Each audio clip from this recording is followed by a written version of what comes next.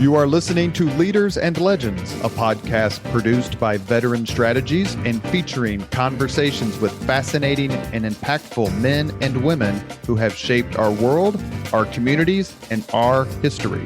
My name is Robert Vane, Principal of Veteran Strategies, and your host for our discussion. You are listening to Leaders and Legends, a podcast presented by Veteran Strategies, a local veteran public relations enterprise, and sponsored by Girl Scouts of Central Indiana, Garmond Construction, Leaders and Legends LLC, the Grand Hall and Conference Center at Historic Union Station, the McGinley's Golden Ace Inn, and McAllister Machinery, your friendly neighborhood Caterpillar dealer. You may find all your sales and rental equipment needs at McAllister.com. We are pleased to announce our podcast is now a member of the All Indiana Podcast Network in partnership with Wish TV. You may find Leaders and Legends at allindianapodcastnetwork.com. Thinking of starting a podcast or need to host a public meeting? Let Leaders and Legends LLC be your partner as you look for new ways to communicate your message. Please contact Chris Spangle and me at leadersandlegends.net. Thank you for joining us on the Leaders and Legends podcast. I have to admit that there have been a few times that I have been nervous when about to start a podcast, and this is certainly on the list because our guest is Suzannah Lipscomb. She is a British historian, writer, TV personality, and commentator. She earned her doctorate in philosophy from Oxford in 2009, and Professor Lipscomb has held numerous academic appointments.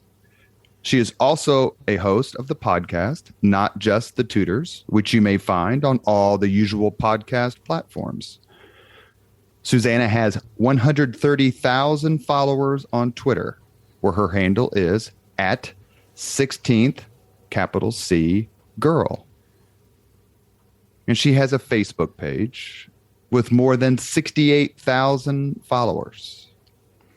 Professor Lipscomb is not only the world's leading historian on the Tudors and Tudor England, but she is also this week's guest on the Leaders and Legends podcast, zooming all the way from Great Britain. Professor Lipscomb, thank you so much for your time. Thank you for such a kind introduction. Well, we've been emailing back and forth for about 18 months, I think, amidst all the drama, and we're very grateful for you to make time this evening. We got there in the end. We did. And I encourage everyone, we're going to ask her about it later, but to look up the Not Just the Tudors podcast and also to like her Facebook page and follow her on Twitter. If you like castles and ghosts and witches and all sorts of fun yet nefarious people in history, then Professor Lipscomb's accounts are for you. I have so much I want to cover in our time today, but first, let me ask you, how did you become so enthralled with the Tudors, and what made you name your podcast Not Just the Tudors? Actually, the two things are bound up in each other. So I decided some years back to do a doctorate in history, as you've mentioned. And at the time, I thought that 16th century England was overstudied and there were too many people working on it. And so I, in the end, did my doctorate on 16th century France, and I looked at the lives of women in the south of France in that period. And I was just coming to the end of that when I thought I was coming to the end of it. It would actually take a couple more years. When I got a job at Hampton Court as a research curator. And so I was working, after all, on Henry VIII and his reign. And so I thought it was accidental, really. I kind of accidentally fell into the Tudors, although I'd had very good teachers and tutors at university, Susan Brigden, who's a great Tudor scholar amongst them. And I'd actually grown up near to Hampton Court and to Nonsuch Palace, or the site of Nonsuch Palace. It's no longer standing. And when I came to do the podcast, I therefore wanted to make sure that we were talking about the Tudors, and there are so many interesting stories to tell, but also tell other stories from that time period. So not just the Tudors. So, for example, one of my earliest podcasts was on the story of a teenage werewolf. So this is a boy who's a teenager who was accused and convicted of being a werewolf in 1609 in the Basque. And another one, we were looking at the great painter Diego Velázquez. So I wanted to make sure that we were looking at kind of around the globe. We've looked at Japan, and we've looked at the Aztec or Mexica Empire, as well as telling the stories of the Tudors. Do you know that there is an American movie made during the 1950s called I Was a Teenage Werewolf? I do, yes. And it actually was in my mind. Has some of the worst makeup, actually, of all time. But An American Werewolf in London has some of the best makeup of any of those sorts of horror movies. We have 3 goals on the podcast today. One is to use your time wisely. And the second is for me to get through as many questions as I can with some really fun answers. And the third is to make sure that you are so enamored with this podcast that you'll invite your friends like Dan Jones and Dan Snow and all the folks who we all follow on Twitter. It is I can do that. I'm at Dan Jones's book launch tomorrow night for his Powers and Thrones. So I'll tell him he needs to look you up.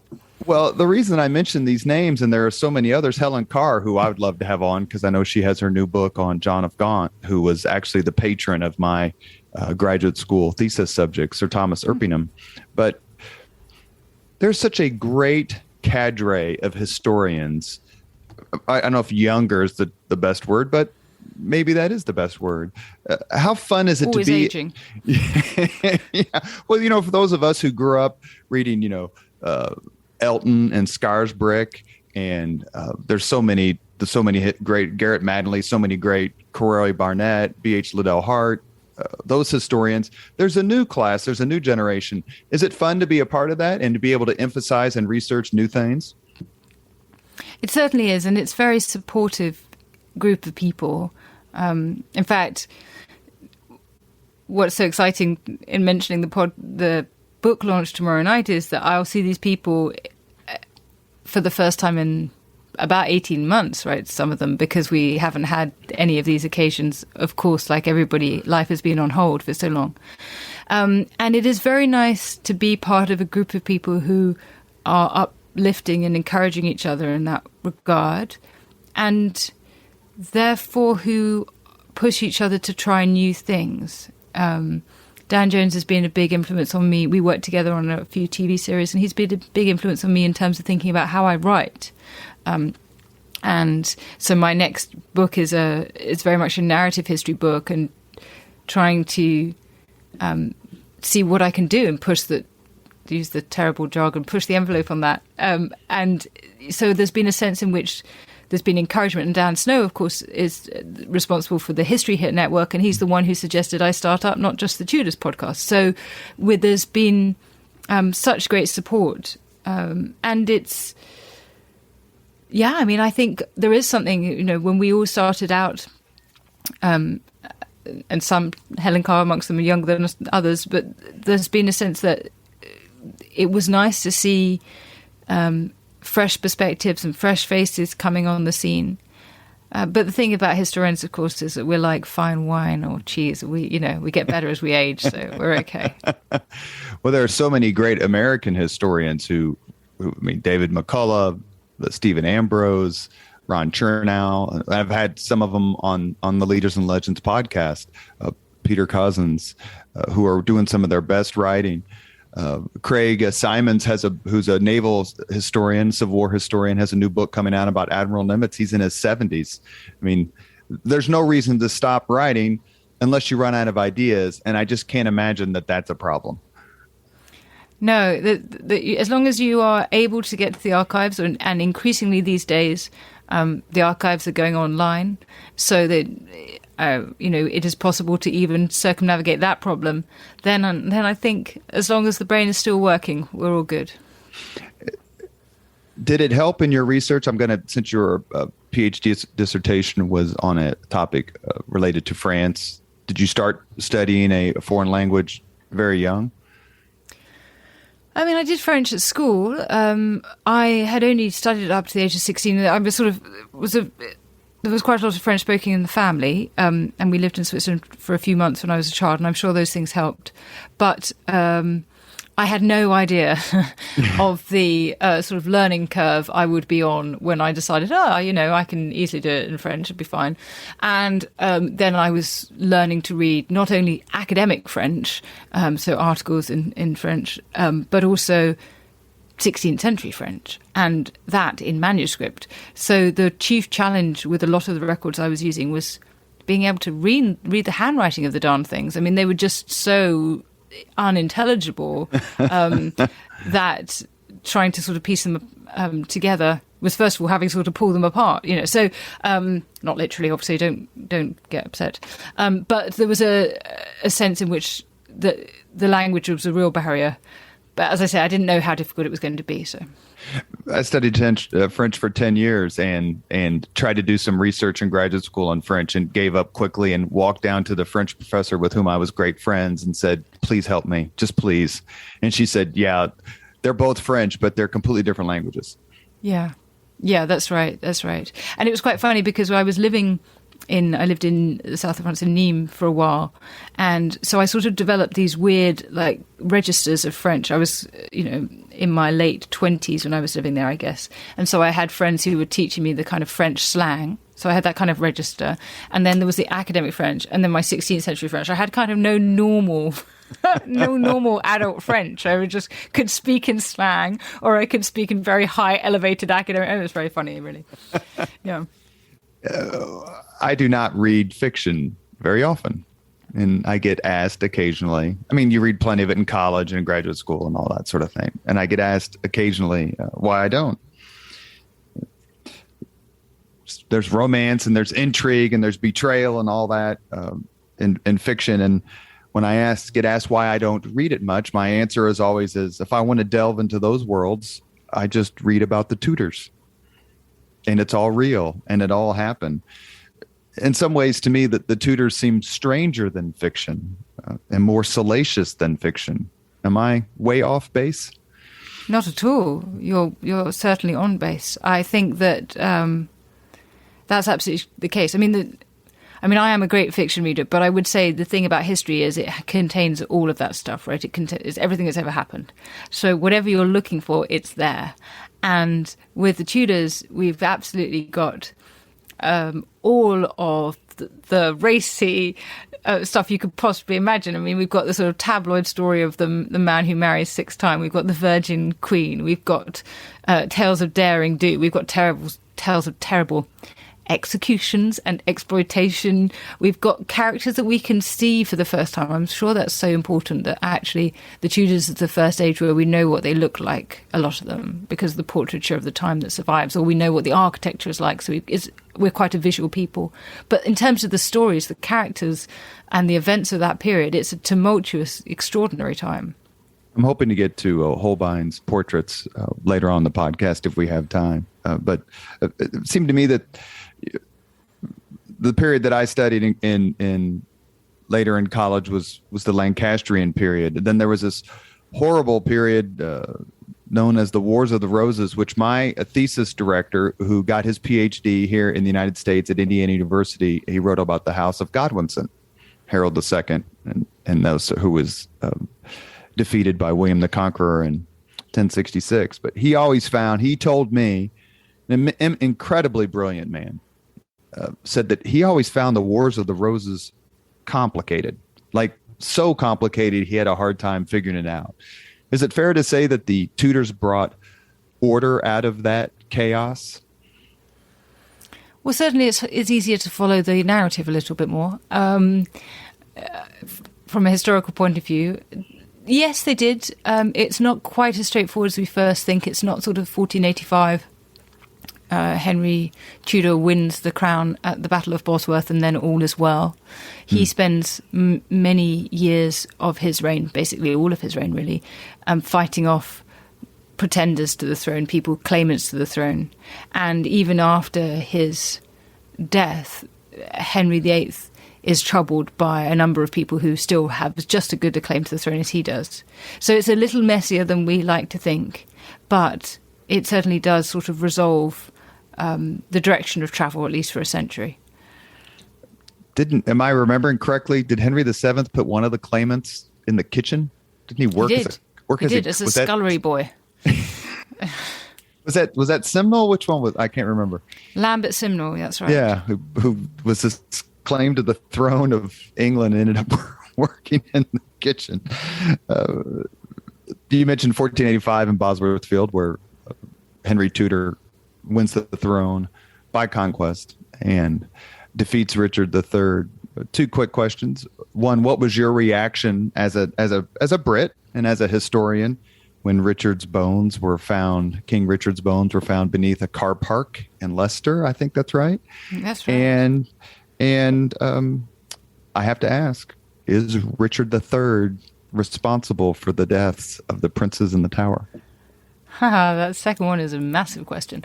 Okay, so what did I feel? So obviously it's very exciting. I couldn't really believe it because it seemed extraordinary that something so important as the bones of the former king would end up in a place so unmarked and unhallowed that at some future point a car park could have been built over it. I thought it was very exciting. I thought it was interesting also insofar as the plan in time of finding them once they'd been identified they were there was obviously in order to try and vindicate Richard. There's the Ricardians are kind of the Richard III supporters, and bar the supporters of Anne Boleyn, there really is no more vocal group in history, and who wanted to make it clear that all of the discourse around Richard III's deformities, that Shakespeare's conversations, what Shakespeare writes about him having a hunched back and that sort of thing, was all just a great calumny. And of course they discovered that he did actually have this S-shaped spine, which was something of an own goal, but I don't know if that translates to an American audience, but so it was so there was that, but it was very exciting indeed. And one of the reasons why he has such supporters is they feel that he was a rightful king, and they feel that he has been unjustly tarred with the murder of the princes in the Tower. So the princes in the Tower, for those who are coming to this and who are like, who are they, were Richard's nephews. One of them, Edward V, had been named but was never crowned king. And his younger brother, Richard, it's really unfortunate there's so few names going around at this point in time. And their uncle decides that, in fact, he is king, and he became made Richard III. And the princes or possible king and prince, are put into the Tower where they had been to await Edward V's coronation, but then it becomes their prison, and then they disappear. And so the question's always been who killed them. And there are all sorts of theories. I mean, one chronicle of London says they were killed by the vise of the Duke of Buckingham, or which could be on the advice of, or by the device of the Duke of Buckingham. Duke of Buckingham is one of Richard III's wingmen, really, his right-hand man. Or later, some people think, the Ricardians, for example, would say that actually it's Henry Tudor who discovers them there, and they're a great threat to his reign, so that he has them killed. Or, of course, it could be Richard himself, or somebody operating on his orders.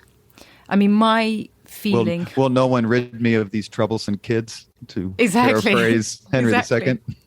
And to make a terrible pun, my hunch is that Richard was probably ultimately responsible. Maybe Buckingham did it planning to get Richard's favour as a result of having done it, but I think that it probably happened on Richard's watch, so I don't know if he instructed somebody or whether it was done in order to try and win his favour, but I think it probably happened in his watch. I think the key thing is that when he is charged with their murder, when the rumours come out that they're dead, if they're still alive, he just needs to bring them out and be like, here they are. They're not dead.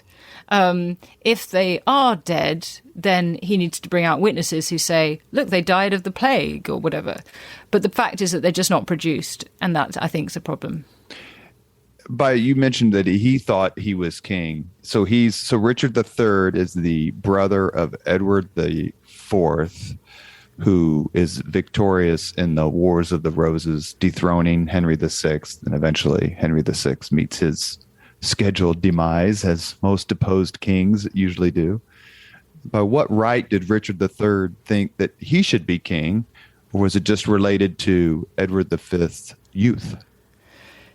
No, so he was on account of Edward V's youth regent, and so given powers of governing the country during Edward's minority. But the reason he thought he was king was that he said that the marriage between Edward IV and his wife Elizabeth Woodville had been a non-standard marriage because there had been a pre-contract, basically that it wasn't a proper legal marriage, and therefore the children were bastards or illegitimate, and therefore couldn't inherit the throne. I mean, ironically, of course, we get to Henry Tudor inheriting the throne through a fairly tenuous link that has illegitimacy down the line, if you go way back. So, I mean, it's a technicality, and it's probably also not true. I'm still taking aspirin for the migraine that I have brought on myself by studying the Tudor family tree. It is immensely complicated. You get there, but it's not a straight arrow visit. It takes quite a few twists and turns. The Richard III discovery was you could say solved perhaps one mystery of British history. If you could solve another one, discover the truth about X, which would you choose? It would be Anne Boleyn. I just have to be really. I would like to know why she had to die, because I find it highly unlikely that she was guilty of adultery, and I don't believe that Henry had given up on her at least before early 1536, and if not later. And I just don't understand exactly why it was that she had to die in that way. And so I would like to go back and understand that case, that trial. Would you have voted to condemn her based on your research or Absolutely not. No, there's no good evidence for her guilt. None at all. And also, the other thing is that there's a problem in law. You just got me started on a hobby horse here. But so she is charged with adultery and incest and conspiring the king's death. Now, adultery and incest are not treason, right? So the only thing she can be executed on is conspiring the king's death, which is, I mean, such a tenuous case against her. I mean, like, she has had a conversation with a man in which she has said, you look for dead men's shoes, for if aught but good came to the king, you would look to have me, which is saying you want to marry me when my husband's dead, with Henry Norris. So she's imagined the king's death in words, and since 1534 that's been an act of treason. But it's hardly conspiring the king's death to just mention one day he might die. Oh my God, you've conspired the king's death. I mean, so it's such an exaggeration. We only post the audio on the Leaders and Legends podcast, but in this one case, I wish we could post the video because Professor Lipscomb is animated in her defense of the Queen of England. That's terrific. Would you have voted to condemn Thomas Cromwell, the man who worked so hard to condemn Anne Boleyn? Well, he was doing the king's work, wasn't he, really, when he condemned Anne Boleyn? I mean, he was good at doing dirty work, Thomas Cromwell. But again, what did the guy do wrong in the end? I mean, he did a lot of things wrong along the way. There's a moment where one of the three abbots who stood up against the dissolution of the monasteries, the abbot of Glastonbury, for example, had in Thomas Cromwell's notes, it says, item, the Abbot of Glastonbury, to be tried and executed, giving you a clear indication that what happened at the trial had no bearing on whether the man was going to be executed or not. I mean, Cromwell was a rogue, that's for sure. But what he actually did to justify his death in 1540, I mean, all he seems to have done really is not act quickly enough to get Henry out of his marriage to Anne of Cleves. And Henry obviously thought he didn't want a rerun of the Catherine of Aragon situation. But still, there's no good reason for condemning Cromwell either. Would part of you want to condemn Cromwell for how he treated Queen Anne Boleyn? Like, you get what you get. Well, this is why I want to go back and see it, because it's why I want to know, because I want to know how much it's Cromwell, how much we should hold Henry VIII responsible. I mean, there's a great question of whose initiative is at work here, really. I've been to the Tower of London, I think 3 or 4 times, and it's my favorite place when I visit London for just more reasons that I can count. But there is a little bit of solemnity when you walk onto the grounds, the courtyard, and there is that glass pillow that represents, supposedly, where Anne was executed. As someone I'm sure is a frequent visitor to the Tower, and in a good way, not in a bad way, I read a great book called The Tower, and I forget who wrote it, but it was a new book like 4 or 5 years ago. It tells you all these amazing stories. I'll have to look it up to tell the listeners. But as someone who visits the Tower frequently, what do you think when you walk in that particular area and see the pillow and see the plaque dedicated to Anne Boleyn? Yeah, it's a very moving place to be. And obviously Lady Jane Grey was executed there as well. Catherine Howard. A number of people, 7 people in all, were executed in Tower Green as opposed to outside the Tower walls on Tower Hill. I tend to think of Sir Thomas Wyatt. So he was a poet, a wonderful poet in Henry's court. And he also was arrested on charges of adultery with Anne, but sort of miraculously didn't die for it and was released. But he writes, the bell tower showed me such a sight that sticks in my head both day and night. And he was being kept in the bell tower. And he writes about how he could see out of a grate. So you can imagine a sort of window with a grating on it. Nowadays, if you go there, you'll see some buildings from the Elizabethan period that are between the bell tower and the green. But in Wyatt's day, he could have seen out to the green, and he could have seen Anne die. And so I always think about that, about the sort of the geography of that moment of seeing your friend, because they were childhood friends, be executed. How old was Anne when she was executed? So we're not absolutely certain when she was born. There's some discussion about it, but my estimate is that she was about 35, 36. The book that I was referencing was called Tower by Nigel Jones. It's superb. It's part of the sentimentality about Anne Boleyn's death. The fact that Henry had to have her so much that he divorced his first wife, Catherine of Aragon. And then the fact that she is the mother of the person whom many consider England's greatest queen, and that's Queen Elizabeth I. I think those are two of the things. Yes, it's an interesting one because there's a kind of cult status around Anne Boleyn.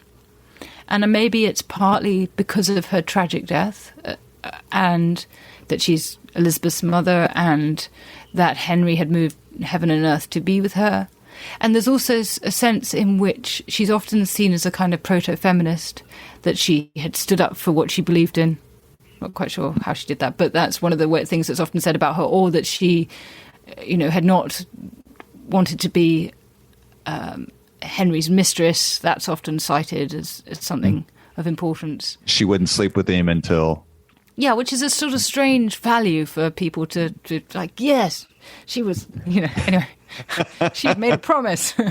And so it's not something you'd expect to be kind of uppermost in people's minds as a defining characteristic of a feminist today. But anyway, that's something that's often mentioned. And I think ultimately it's just that there's a sense that she was quite a strong character, and she certainly was. But so was Catherine of Aragon. It's an interesting. Henry liked most of his women, apart from Jane Seymour, who definitely seems like a sort of rebound girl. Most of his women were really pretty feisty. You are listening to Leaders and Legends, a podcast presented by Veteran Strategies, a local veteran public relations enterprise, and sponsored by Girl Scouts of Central Indiana, Garmon Construction, Leaders and Legends LLC, the Grand Hall and Conference Center at Historic Union Station, the McGinley's Golden Ace Inn, and McAllister Machinery, your friendly neighborhood Caterpillar dealer.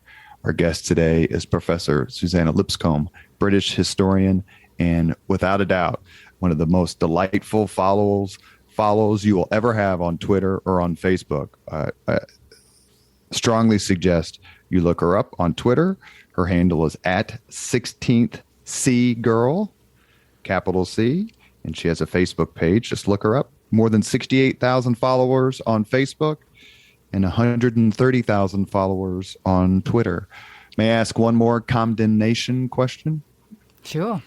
Would you have voted to condemn Mary, Queen of Scots, to death? I'm beginning to sound like a lawyer, but again, what's the guilt? I mean, she's charged with treason. She's not an English subject. How can she be charged with treason, right? So it's again, they have to do such twists and turns to say that she's guilty of treason. And they obviously do that because they can see that she's a massive threat to the throne, but there's no legal grounds for executing her. Yeah. The letters aren't enough. The letters where she gets a little saucy. Yeah, I mean, obviously you can say she's conspired a plot. I mean, I'm sure there might be some other charge. I'm just saying that the one that she was charged with was something you can only charge. Right, I can't be charged with treason, against the American state because I'm not American, right? So you just need. They obviously couldn't come up with something better, though. So that suggests to me that they didn't feel their evidence was particularly strong. To me. Well, let me ask you a question, and then maybe I can weigh in and you can grade me. Who do you consider to be the greatest, or at least the most deserving martyr of English or British history? I'm very moved by the story of Cranmer and Latimer and Ridley. So they were Archbishop Thomas Cranmer, who brings... and Bishop Nicholas Ridley and Hugh Latimer, who were bishops of Worcester and London, and who were all condemned by Mary I. Cranmer, I think particularly, I find something in his story rings a bell with me because he wasn't a perfect saint. He did all sorts of terrible things, really, along the way. The moments where you think, oh, well, that's not your finest hour, Cranmer, is it? And yet he is also the man who wrote the Book of Common Prayer and therefore wrote some of the most perfect verses in the English language, and who was responsible for such extraordinary change.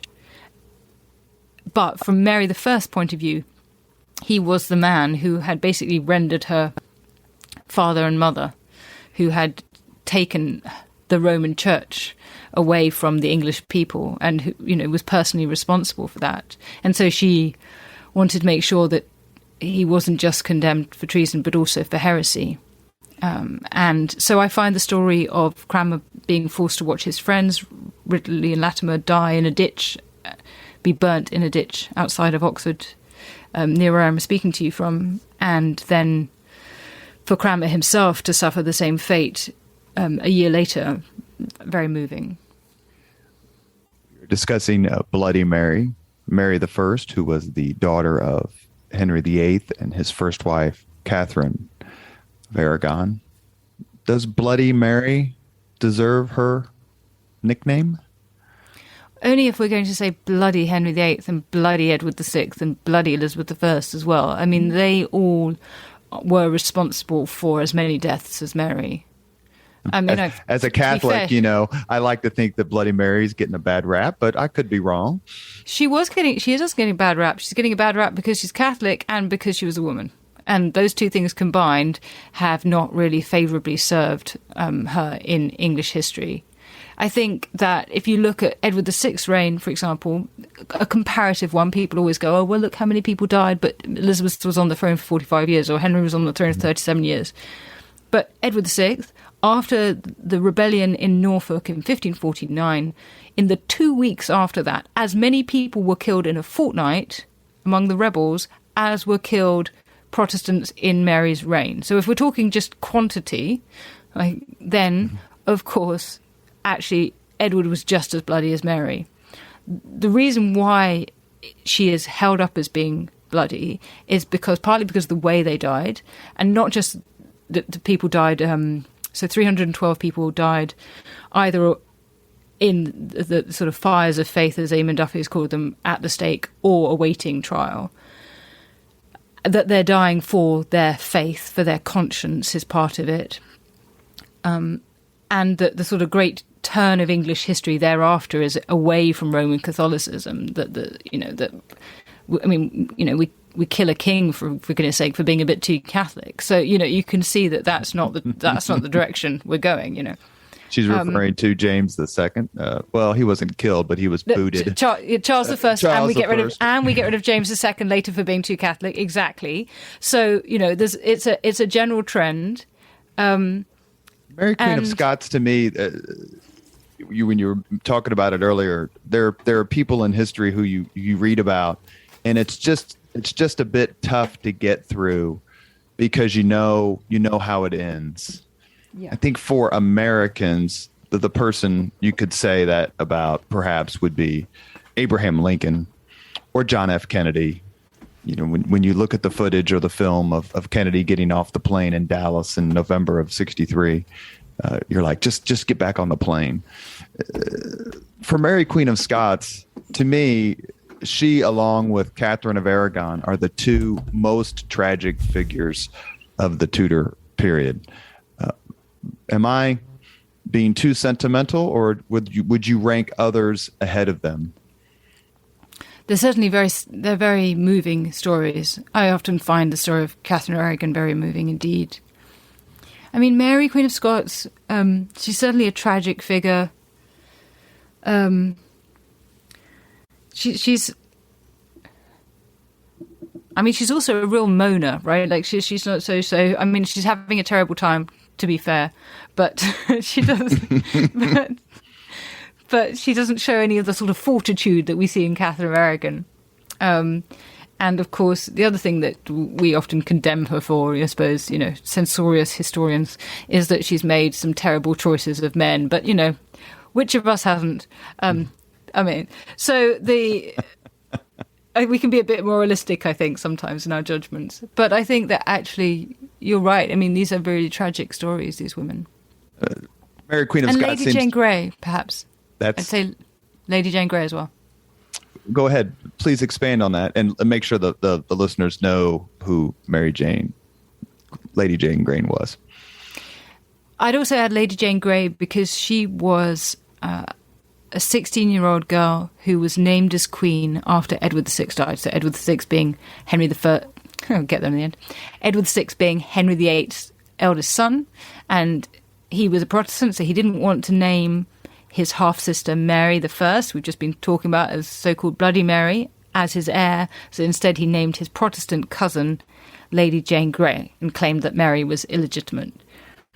And Jane is just this girl caught up in the midst of all of this, really. And she takes the charge of being queen. We have letters she signs off as Jane the Queen. But when she goes into the Tower, much like Edward V, to be crowned, she never comes out except to be executed. And it's a very sad story. Because she kind of just was there. Wrong place, wrong time, I guess. Is that a way of saying it? I mean, it was a bit of a surprise. I mean, she had her adherents and she had her supporters, but she kind of was just caught up in this hurricane, and then it ended so quickly. Exactly. Do you have a favorite English history movie? Ooh. If so, what is it? I guess I should ask that part of the question. You could have just said yes. I'm just thinking. So the top film I always say about history is actually a French film. It's called The Return of Martin Guerre. There was a version of this made called Summersby. Do you remember, with Richard Gere in 1980s? Yes. Mm-hmm. So there's a story from the actual French archives in the 1560s where a man called Martin Guerre goes off to the wars and then returns and seems to be much nicer than he used to be. Looks exactly the same, but his character seems to have changed. And then the case comes out that it's argued, someone comes along and says he's an imposter. And this appeared in actual trial records, and so there's a brilliant film made about it. But that's not about English history. It doesn't really answer your question. This is a thinker. There have been so many excellent movies. I know, but what's going to happen is tonight I'm going to be thinking about this, and I'm going to be like, I should have said that one. To the extent that it matters, my favorite English history movie is Becket. Oh, that's a good one. Richard Burton and Peter O'Toole, and to me, Becket is my ultimate English martyr, condemned and slaughtered by the Knights on December 29th, 1170. I think that's right. And he's a bit of a complicated character, but the movie itself is just brilliant. And then to go to Canterbury Cathedral and kind of walk around and feel his presence a bit. And it was during that time when there were so many great English history movies being made in the 60s. You had Becket, you had A Man for All Seasons, speaking of martyrdom, Sir Thomas More. You also had The Lion in Winter, a brilliant movie. But there's been a lot of really strong movies lately. The Lion in Winter is a very, very good film. I quite like Shekhar Kapoor's Elizabeth. It's totally ahistorical. There's so much of it that's not true, but it sort of captures the feeling of the period, I feel. Well, that was a question I was actually going to follow up when you, based on your favorite movie, is it hard for you as such a has a doctorate in history from Oxford to watch a movie like, say, Braveheart, which is obviously delightfully entertaining, and the history is as out of whack as, they might as well just be flying. Mel Gibson might as well just fly a plane onto the battleground. Some of the details are so wrong. Can you just say, you know what, this is a bit of a pop and I should view it in that way? Basically, the closer it comes to my territory, the harder that is. So I might be able to forgive it for something like Braveheart because it's not a period I work on. When it's something like the series The Tudors, I find myself wincing. I really believe that these things should be made in whatever way someone feels right. And actually, for example, I really enjoyed A Knight's Tale, which is obviously deliberately anachronistic.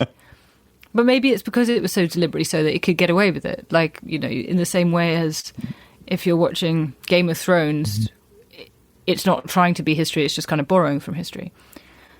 Once I'm watching a film that is about the 16th century, so Anne of the Thousand Days, for example, about the fall of Anne Boleyn, then I can't really take off the glasses through which I view these things. I can't just be like, I'm going to relax and enjoy this because it's a busman's holiday, I'm not enjoying it as much as I want to. How historically accurate is Monty Python and the Holy Grail? That's just enjoyable. We are talking with Professor Suzannah Lipscomb, noted world famous and incredibly popular and brilliant historian of Tudor England and many other things. And she's also the host of the podcast, Not Just the Tudors. You may find the podcast on all your favorite podcast platforms. Who do you consider the most overrated person of the Tudor period?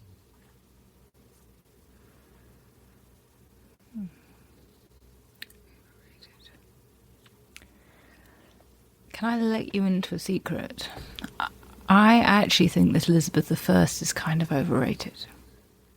Because she didn't have a lot to do with some of her supposed biggest achievements, or? Yeah, I mean, I know this is controversial. I know she has been voted as one of the top monarchs in this country again and again.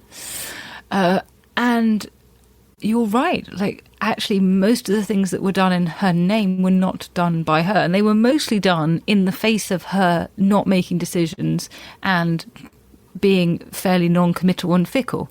And she was also quite a nasty piece of work. Stabbing a fork into one of her serving ladies' hands and that sort of thing. Getting really irritated when people who were supposed to just be dancing around her married each other, as opposed to just spending their time fawning by her side. She was it's fair to say she was a bit of a jealous person with regard to, especially as if you could just see the look that Professor Lipscomb gave me. I can't do it justice with any word in the language, but she'd be very jealous of how other women looked, especially as she aged. She was wildly so. I mean, like, for example, when Sir Walter Raleigh, we know him as More, married Bess Throckmorton, who was one of Elizabeth's serving ladies, I mean, basically she was jealous of both of them. Like, they should have both been courting her. How dare they fancy each other, right? There's just no scope for that. So, I mean, she was appalling towards people, utterly appalling. So I sort of think that everything that happens is kind of despite her, or, that there are these amazing men around her and women, and they're achieving extraordinary things, and they do so in the face of her resistance and reluctance. Now, maybe that's why they succeeded. Maybe it's a sort of necessity being the mother of invention. Maybe we needed her to be so blooming difficult for these things to happen. But I do think she's a bit overrated. So if you were to get asked that same question at one of the BBC history symposiums that they have, which I'm dying to go to, I've never gone to, but I'm that's on my bucket list to go over to England for one of these amazing history events. If you were to get asked that question and you were to give that answer, what do you think the response among the crowd would be? I mean, I think I would have just eradicated most of my fan base right there. I mean, I don't know. I mean, I think some people would be nodding along, but I think there would be at least 75% of the room would be looking aghast. And it's partly because she's become sort of such a mythic figure, that she was this great monarch. But as I say, I think it was not necessarily her doing. I asked you who was the most overrated person in Tudor history, so who is the most underrated? I think that Anne of Cleves is pretty underrated. I'm a big fan of Anne of Cleves. So she's been... Talk about a horrible ending. The poor woman was forsaken by everybody and her own family and her ex-stepson. I guess that would be Edward the Sixth would call me. She just seems to have been kind of shunted aside. And then at the end, she didn't really get much what she was promised. Or do I have my history wrong? Yeah, I think that's right. So Anne of Cleves, Henry's fourth wife, to whom he's married for 6 months, and who has gone down in history as being a very ugly woman, because Flanders mare was the phrase coined in the 17th century, and absolutely, I mean, Edward VI, her stepson, doesn't really stand by her, and she does in the end sort of gradually get poorer until she dies in 1558, although is buried in some great state next to the mosaic pavement in Westminster Abbey.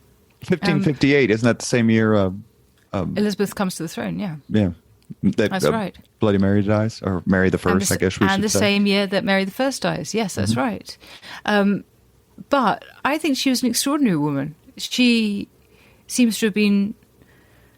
well, maybe extraordinary is going too far, but she was, Catherine Parr was probably an extraordinary woman, but Anne of Cleves was a kind woman and a good woman. And she was perfectly attractive as far as anyone else was concerned. And I think Henry took against her because of the fact that she didn't recognise him when he first turned up in disguise to meet her. And really gets rid of her as quickly as he can. He wouldn't have married her if he could have got away with it. And so she's left home and she keeps face. I guess I'm quite a fan of people who manage to sort of soldier on in the midst of very difficult circumstances. And she did that, and she accepted the situation with grace. And she even, and this is extraordinary to me, so Henry marries very soon afterwards, within a month, her former maid, Catherine Howard. I can't help it. Yeah, it's like something. Within a month. And on the day that Thomas Cromwell dies, just to add a certain piquancy to the wedding, that you can hear this, oh, we've just got the news in that Cromwell's head is off. And Anne of Cleves comes back to court 6 months later at their invitation and dances with her former maid. I mean, before that, she kneels before her. She grovels before her, as if, we're told, the commentators say, as if she was the lowliest maid that ever was. She had been Queen of England. This woman had been her maidservant. She has been chucked out of her position. Her maid is lording it over her, who is now a queen. And Anne has the grace and humility to kneel before her. And then not only that, but to dance with her. They stay up late dancing. Henry goes to bed, apparently. Next morning, they get up, dine together again, and dance together again. I'm just like, Anne of Cleves, that woman had class. She had class. Reminds me a bit of Queen Alexandra, the wife of King Edward VII, who, when he's dying, has just days to live, makes sure that his mistress, decades-long mistress, Alice Keppel, is that right? Gets to say her goodbyes. It takes a lot of class to go that far, especially in that time. We talked just a few minutes ago about Elizabeth I and her rank when it comes to English/British monarchs. Who would you put at the top? So a monarch that we think should be the top of the list of best monarchs ever? Yes, if you had to say, you know what, it's a tough choice, but I had to choose one who I think's reign just was as good as it could possibly have gotten during the time and was impactful. My favorite English king is Henry I, for numerous reasons, about studying the monarchy, laws, how I thought he's excellent when it comes to foreign policy, if you want to call it that at the time. Suffers one of the greatest tragedies of all time when his son and heir dies on the White Ship, which there's a brilliant new book by Charles Spencer about the White Ship tragedy. Anyway, but if you had to choose someone who's like, you know what, we got several good ones, but this one to me is probably first among equals. I mean, I think that probably Henry V has earned his place in terms of, by the sort of standard measures of, winning empire in France, being a great warrior king. But, isn't on the throne for that long, so I'm not sure whether... Is it 9 years? 10 years? Yeah, 9 years, so I'm not sure whether that sort of really qualifies him. I mean, it's so difficult with these things, isn't it? Because it's always, how do you measure success? I mean, our current queen, to be perfectly honest, although as a constitutional monarch and therefore even less responsible for things that have been done in her reign than Elizabeth I, I think she's pretty awesome. Do we say Victoria? Or again, do we now look back at the period in which she was queen and think, actually, it's sort of not... Well, probably embarrassed by quite a lot of things that happen now, really. I would guess the two best known, well, maybe not, but certainly two of the best known English monarchs to Americans. One would be George III. And then I would say the other one. Him losing the colonies. Yes, one of my favorite examples of British snobbery toward the Americans, and I say that with a smile and not accusing you personally, of course, is when the The British had a movie. It's called George the Third. Nigel Hawthorne was playing the king. And when they released it in the United States, they retitled it To the Madness of King George because they were scared that the Americans would think it was a sequel.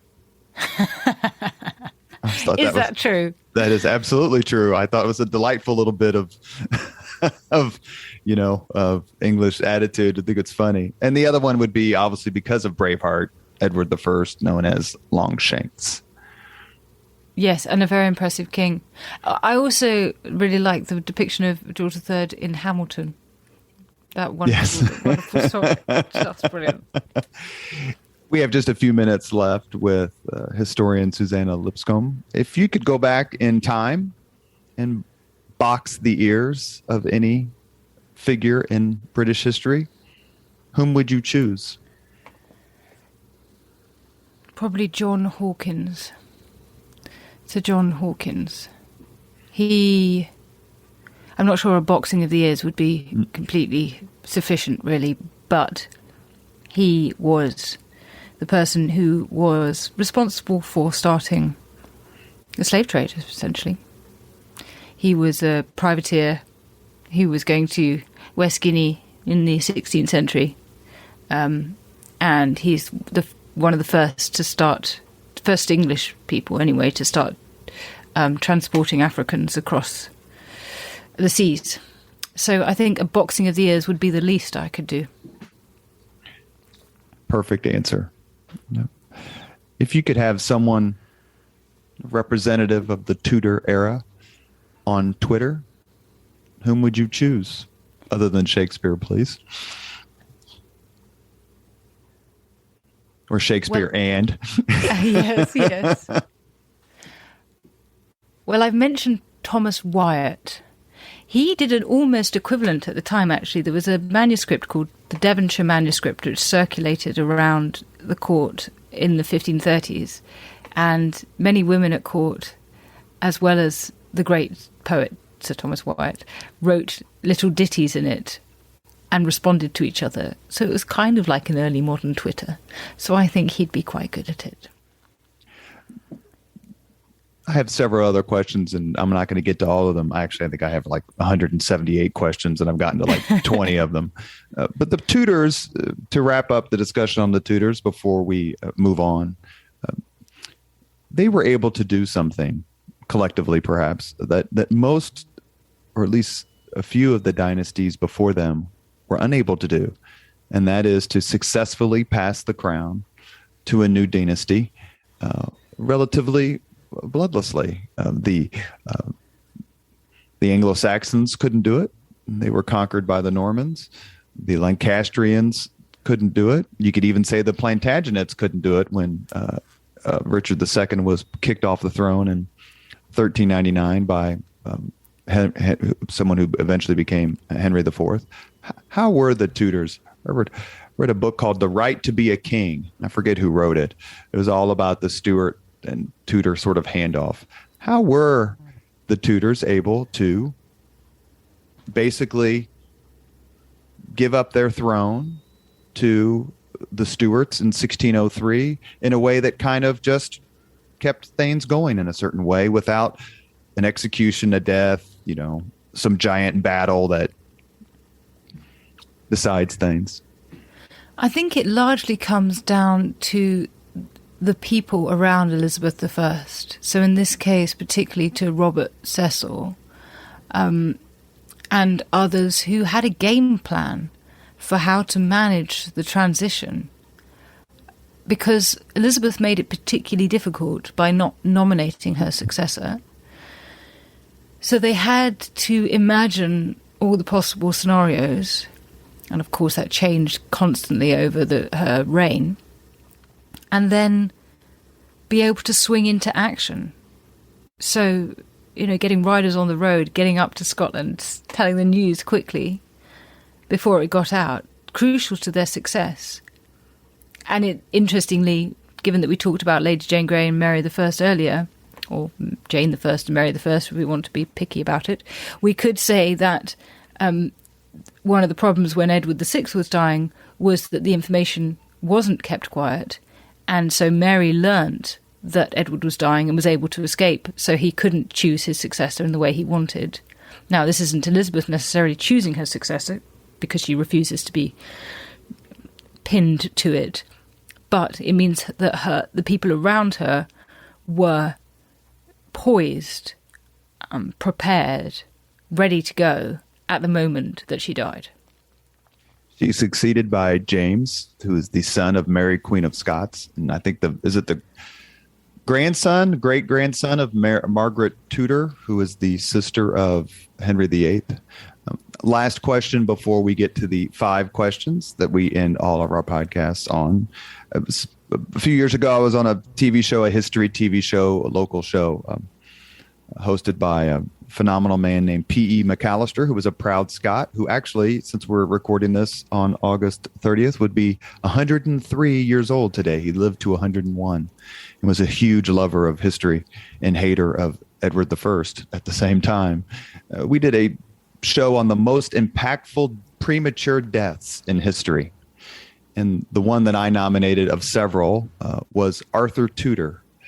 Arthur Tudor was the first son of Henry VII. He's married to Catherine of Aragon. He dies. Whether their marriage was consummated is somewhat of a mystery to be solved.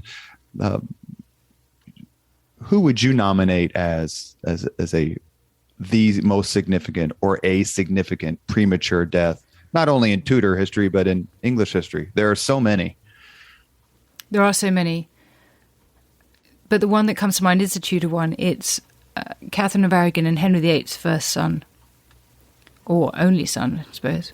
He dies at 7 weeks old, Prince Henry, in 1511.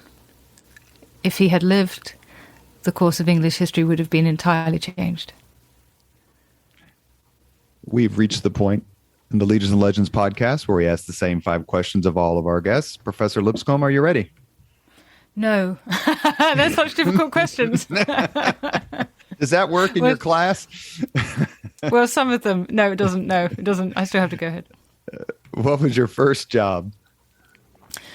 My first job was when I was 15, 16. I was doing secretarial work. My mother had taught me to touch type, and so I did lots of temping work in my summer holidays in offices. Sort of unimaginable now, but typing things up for people from dictation.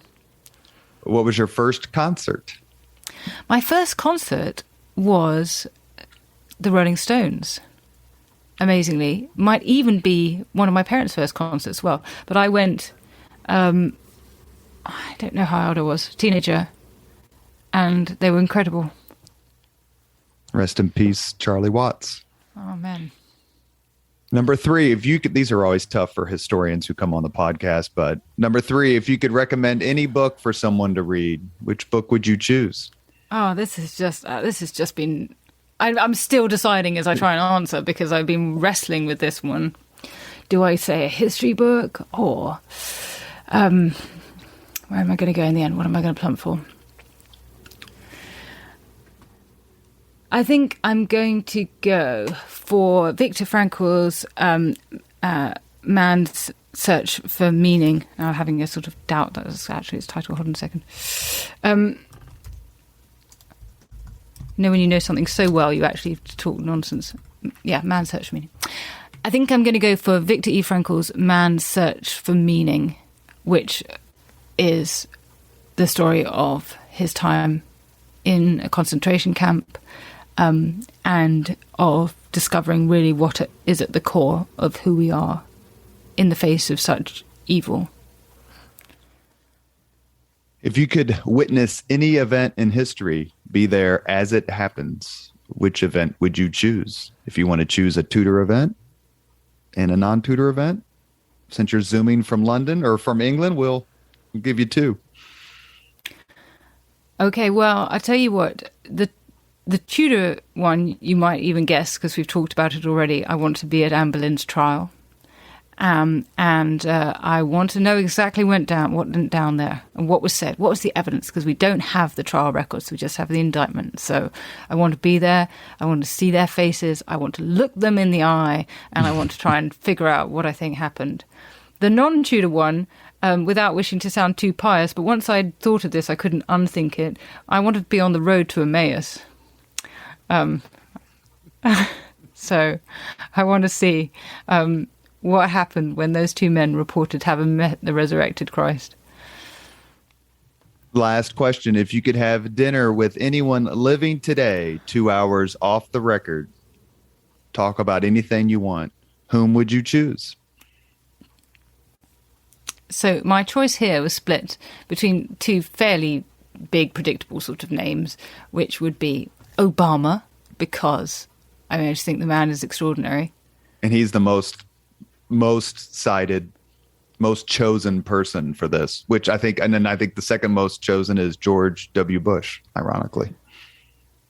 That would not be my second choice. My second choice would be the Queen, because that woman has met every leader in the last 50, 60 years, almost 70 years now, and she has seen such stuff. And, she's met basically almost every, I think there was one president she didn't meet, wasn't there? And she's met all the prime ministers, and she knows the stories, and she doesn't tell them to anyone.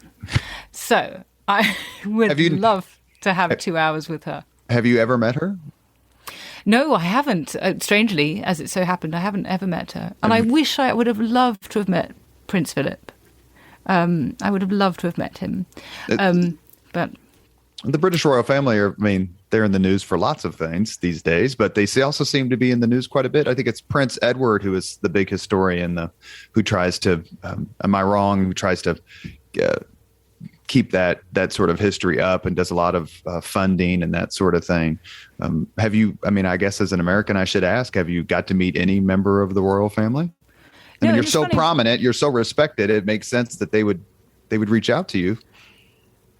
Funnily enough, that's not being top of their agenda. It's funny because it's a small world, and if you ask this question to Dan Snow, he was at the Kate and William's wedding. So, there's, I remember I was asked to commentate for a Canadian television channel because Dan Snow had passed on my name because he couldn't do it because he was going, So by a couple of degrees of separation, I should do. But as it so happens, I haven't met them, no. One last question. Please give us just a flavor of what you're up to now. I know you have a new book come out that you've edited, and tell the Leaders and Legends podcast audience what Professor Lipscomb is working on these days. Yeah, so the new book is called What is History, Now, ? And is a look at how the past and the present speak to each other. It's thinking about the sort of history we write now. It's a response, an homage, I suppose, to E.H. Carr's What is History that came out in 1961. So this is 60 years since that. And I've co-edited it with Helen Carr, whom you mentioned, who is E.H. Carr's great-granddaughter. But it's a collection of essays by all sorts of wonderful writers like Simon Sharma, Maya Jasanoff, and many other people that you would recognise. So that's been really fun. That's just coming out. And I also am, I'm always working on a book. I'm writing one about Henry VIII's queens. Such an understudied period. I really feel like someone needs to produce a book on it. So that's what I'm doing at the moment. And as you've said, you've very kindly mentioned my podcast. So that's ongoing as well, and various bits and pieces like that. You have been listening to the Leaders and Legends podcast, presented by Veteran Strategies, a local veteran public relations enterprise, and sponsored by Girl Scouts of Central Indiana, Garmon Construction, Leaders and Legends LLC, the Grand Hall and Conference Center at Historic Union Station, the McGinley's Golden Ace Inn, and McAllister Machinery, your friendly neighborhood Caterpillar dealer. Our guest has been Dr. Suzannah Lipscomb, the world's leading authority and certainly the most incisive writer and researcher of the Tudor period in English history. Professor Lipscomb, thank you so much for your time. Obviously, we were thrilled to have a chance to talk with you. You're too kind. Thank you. Thank you very much for listening to Leaders and Legends, brought to you by Veteran Strategies Incorporated. If you want to contact us about this program or our menu of public relations services, please send us an email at robert@veteranstrategies.com. That's robert@veteranstrategies.com.